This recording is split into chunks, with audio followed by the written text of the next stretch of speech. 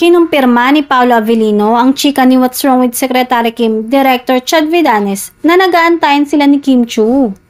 Sa interview kasi ni MJ Felipe, sinabi ni Direk Chad na nag-aantayan ng Kim Pao na matapos ang taping ng isa't isa para sabay umuwi.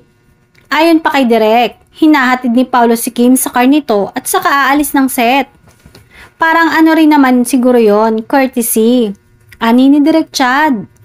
Samantala, sa hiwalay na panayam ni Felipe, sinabi ni Paolo na hindi naman totally naghihintayan, pero alam mo yung hiya, yung nahihiya ka sa co-actor mo dahil minsan inuuna yung mga eksena mo.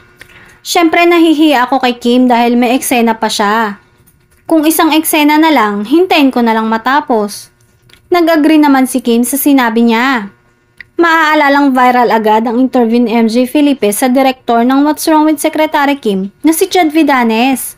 Tinanong kasi ng entertainment correspondent ng ABS-CBN Integrated News si Direk Chad tungkol sa mga bida ng series na sina Kim at Paolo.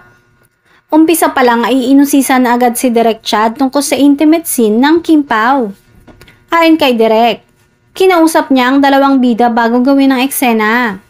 Tinanong ko saan sila comfortable and as much as possible, ayun nga, na parang andoon na kasi kami sa point ng characters kung saan hindi na makapagpigil.